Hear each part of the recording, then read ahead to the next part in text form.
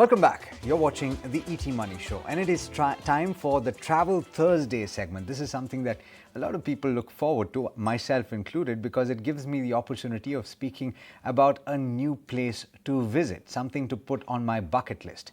Joining me now is Akanksha Monga, creator manager at LinkedIn and content creator on Instagram.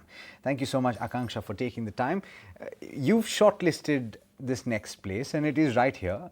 It is Ladakh. Why is Ladakh on the top of the list of places that someone should consider going? Hello, hi. I'm so happy to be speaking to you again. And I think Ladakh is definitely my favorite place in India. There's no other place that I would say, even in the world, is as unique. Every place is unique, but Ladakh to me is one of the most beautiful places in the country that we have. It has an unmatched sort of beauty as compared to all the other states in India when it comes to just the sheer magnificence of the topography in Ladakh, be it from the colorful mountains where you'd never see purple mountains anywhere else, but you see them in Ladakh, and the crystal clear blue water, like piercing blue water. And I think the kindest people as well, which is why I've always put Ladakh at the top of my list, and I always tell people to add that to their bucket list as well. Let's talk about finances. Let's talk about how you get there. And let's talk about transport. What does someone need to bear in mind? And also tell us how many days you would suggest someone should spend in Ladakh. 100%. So I think Ladakh is one place that you kind of need to dedicate a good amount of time to, right? So let's start with that. So I think Ladakh is a place that definitely requires around 8 to 10 days at least for you to travel there. More than anything, it's very important to go there and acclimatize. So there are different ways to get to Ladakh. The most convenient way, of course, is getting there by flight, which is just a 1 hour flight away from Delhi and is also super cheap, which makes it super convenient as a destination to visit. But at the same time, when you get there, you need to have the first day in just acclimatizing. Since it's at a very high altitude, you need to let your body acclimatize, which is why that one day always goes into resting and just being okay with the climate and the everything that you're experiencing is something that's very new. The other way to get there is via your car or via bike, which is a very popular biking destination. You will see a lot of bikers there. The one thing to bear in mind always while traveling to Ladakh is that they're very strict about the cars. And so you can't really rent out a car from your city and kind of go to Ladakh. You can go there till Leh, but Leh is the main city. But traveling inwards and going to different areas in Ladakh is very difficult if in a rented car, because you're either supposed to rent a car from within Ladakh or have your own personal car with your documents that kind of say that you are the owner of that car. Otherwise, there are a lot of taxi unions there that can create a lot of problems. So that is something that is definitely important to bear in mind. Also important to know that you'd be incurring a lot of maintenance costs when you take your car there, because there are a lot of rough patches, roads that require you to kind of off-road, and you put your driving skills to use on your bikes and cars. So I would always recommend that if you're a good and experienced driver, definitely Ladakh is one of the best road trips you could probably take in our country and even the world. But if not, then there are great options that are available in Ladakh, wherein you land in Leh city, and then post that you have a lot of shops offering amazing packages and deals, wherein you can travel in a private car, or if you're someone who's like me and travels by themselves and travels solo, it's super economical to take a shared cab with other people who are also traveling by themselves. You end up meeting new people, and also your costs get cut down. Those people are, of course, trained drivers with tourism licenses for Ladakh. So that is definitely highly recommended. And they also take care of like a lot of arrangements while you're going there. But I would definitely recommend to pick and choose the tourism company that you go with, because there are so many of them and the quality differs. So always go for something that is recommended and that has good reviews. Fantastic. Let's also talk about the stay. And obviously, you're staying, you say that you have to give it a few days. This is something I've also heard. It's difficult to take kids to Ladakh because of the lower because of the altitude and the oxygen issue, right? But tell us about where you would normally stay. Budget hotels or budget recommendations, or even if you are willing to pay a little bit more, are there options available? 100%. So when you're in Ladakh, the main place that you'd be basing yourself out of would be the Leh city, which in itself is very beautiful. And while yes, it is a little difficult to acclimatize kids there. My father is actually in the army, and he was posted in Ladakh, and I used to visit him all the time when I was 4 or 5 years old, and even when I was 3 years old. So definitely, as long as you're acclimatizing, using small tricks and hacks like having garlic soup when you get there, and just not exerting on the first day, keep that excitement controlled for all of the all of the days that you have there. I think even kids can have a good time there. I loved Ladakh and have a lot of pictures as a baby from there as well. Now coming to the stays, right? There's something over there for everyone. You definitely see my favorite pick in Ladakh would be homestays, because you really get to see the culture of the people who are living there. It's a beautiful culture. The food is amazing. They all grow their fresh vegetables, and that's my favorite thing about the homestays that I stayed in. They're very economical. In fact, one of the homestays that was my favorite, I stayed there for 500 per night, which is a really good deal for my own room. And I used to go and pick out my vegetables that I would like to eat that day. And the host and who used to kind of make the food, we used to talk every night. I even learned a couple of dishes. So that was an amazing experience. If you want to go for something more on the luxury side, there's also one of the coolest hotels there called Grand Hotel Ladakh, I think Grand Dragon Hotel, if I'm not wrong.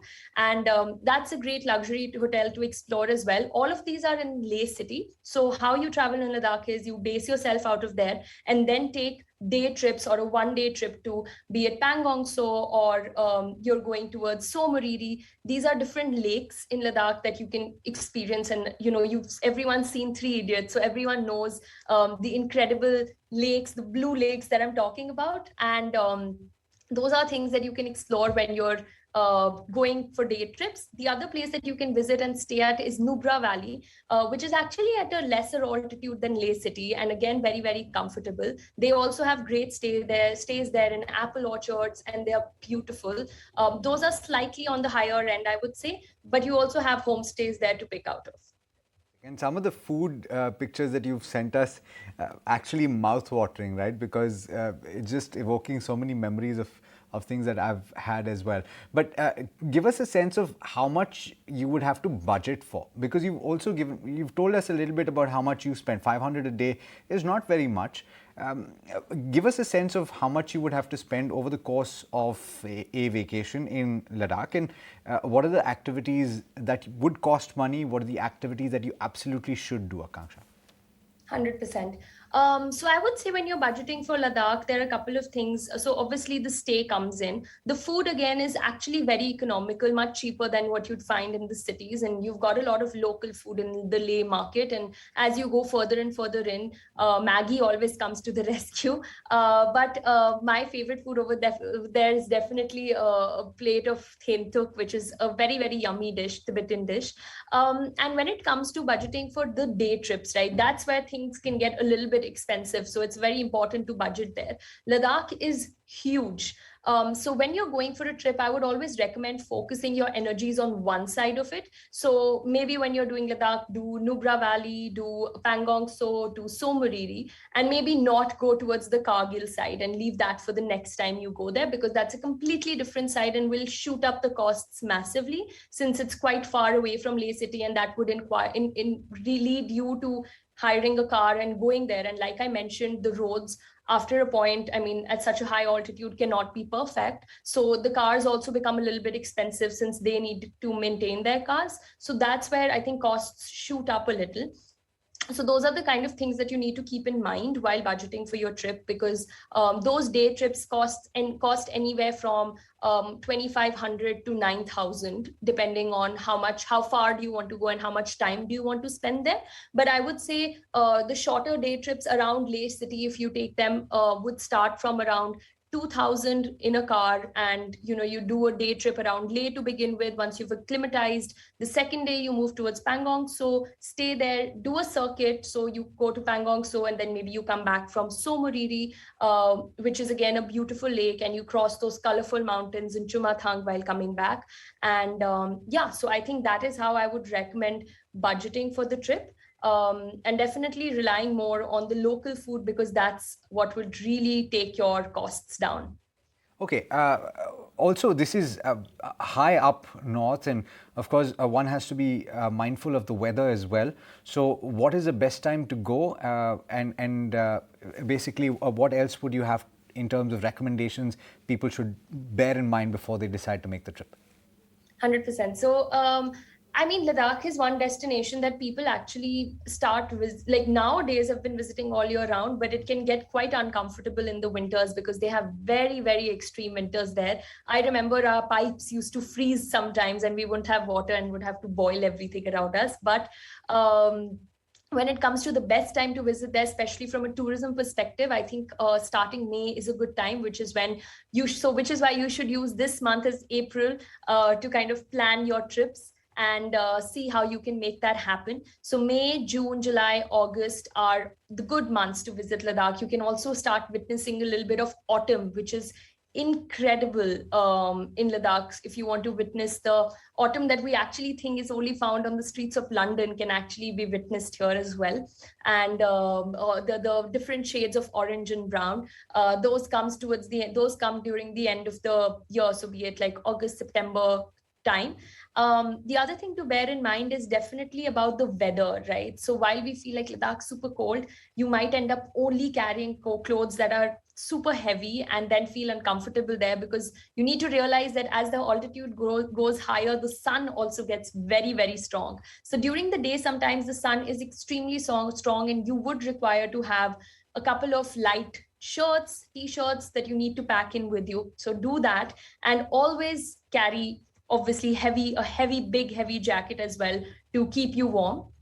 In addition to that, a medical kit is extremely important there, having some emergency contacts, just so that in case anything goes wrong, if you've not properly acclimatized or you're not used to the higher altitudes, how can you kind of take care of yourself essentially. So having those medicines, especially for motion sickness, and on the way identifying those locations is very, very important, even though that's a rare chance. And which is why I mentioned picking the tourism company that you go with is very important, because those are the people who know the place in and out and can give you the smoothest experience possible. I would also recommend one quick place, which I feel a lot of people don't miss out on and just cross while going to Nubra Valley. It's called North Pulu. It's this really beautiful stretch of land where there's just it's the mountains, there's a river flowing through, and it's a huge patch of green where you'll see dogs and yaks, and it's incredible. So I would definitely recommend having a stopover at North Pulu. It was one of my favorite stopovers in the entire trip. And also visiting the last village of India that also goes through Nubra Valley. So when you're there, cross over and make sure to pay a visit to the last village as well. I'm going to go grab a bowl of soup. Hopefully it's a noodle soup, and I'm going to dream about Ladakh. Thank you so much, Akanksha, for taking the time. Pleasure speaking with you. Thank you so much. All right, and that brings us to the end of this edition of the ET Money Show. Thank you so much for tuning in. But do stay tuned. Lots more coming up over the course of this evening. And this is ET Now.